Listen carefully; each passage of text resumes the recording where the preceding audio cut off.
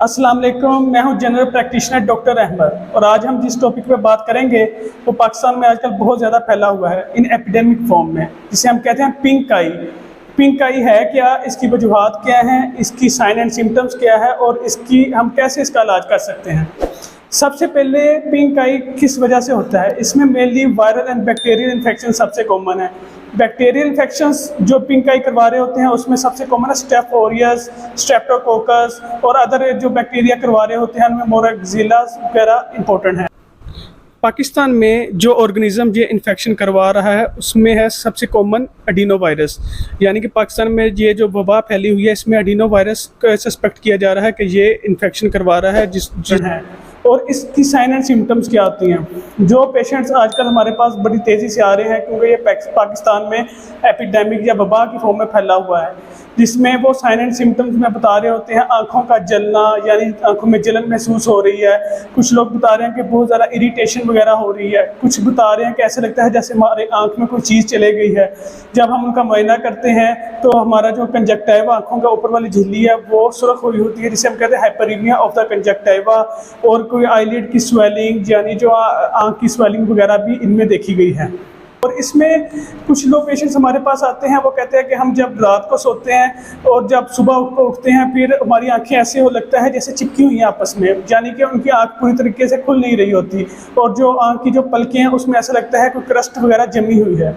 अब इसका हम इलाज क्या कर सकते हैं? इसकी जो हम तशखीस है मेनली क्लिनिकल कर रहे होते हैं, हम साइन एंड सिम्टम्स की बेस पे या अलामात की बेस पे इसकी तशखीस कर रहे होते हैं।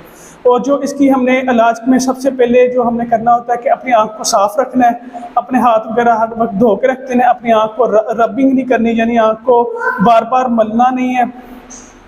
और दूसरी जो हमने इसमें देना होता है कि ये 60% इन्फेक्शन खुद ब खुद ठीक हो जाता है। और इसमें जो हमने फर्दर कर सकते हैं कि आँखों को वॉश करें या इरिगेशन करें और एंटीबायोटिक्स या एंटी एलर्जिक ड्रॉप्स वगैरह यूज़ करें। और इसमें जो हमारे सबसे ज़्यादा एंटी एलर्जिक ड्रॉप्स जो यूज़ कर रहे हैं वो ओलोपेटाडीन के नाम से आ रहे हैं, यानी ओलोपेटाडीन ड्रग्स है, एंटी एलर्जिक ड्रॉप्स है, ओलोपैट के नाम से आ रहा होता है। ये भी 15 दिन यूज़ करना होता है। और उसके बाद जो हमारे पास स्टीरॉयड ड्रॉप्स FML के नाम से आ रहे हैं, फ्लोरोमिथोलोन, ये भी हम मेनली 15 दिन यूज़ करवाते हैं। और कुछ हमारे पास ऑइंटमेंट्स आते हैं जिसमें है टोबारेक्स, जिसमें टोब्रामाइसिन और डेक्सामेथासोन वगैरह है, ये भी हम पेशेंट्स में यूज़ करवाते हैं। ये मेनली रात को सोने से पहले ऑइंटमेंट्स इस्तेमाल करते हैं और लगा के सो जाते हैं, और इससे मेनली लोग 6 दिन के अंदर अंदर ठीक हो जाते हैं।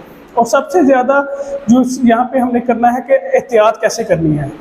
एहतियात इलाज से बेहतर है। एहतियात में सबसे पहले क्या करना है कि जैसे ये बीमारी वबा की सूरत में फैली है, किसी ऐसे पेशेंट लोगों से जाके ना मिलें जिनको ये मसला है, लोगों से हाथ वगैरह ना मिलाएं, या अब एक दूसरे की चीज़ें टॉवल्स वगैरह या ऐसी कई अशिया इस्तेमाल ना करें।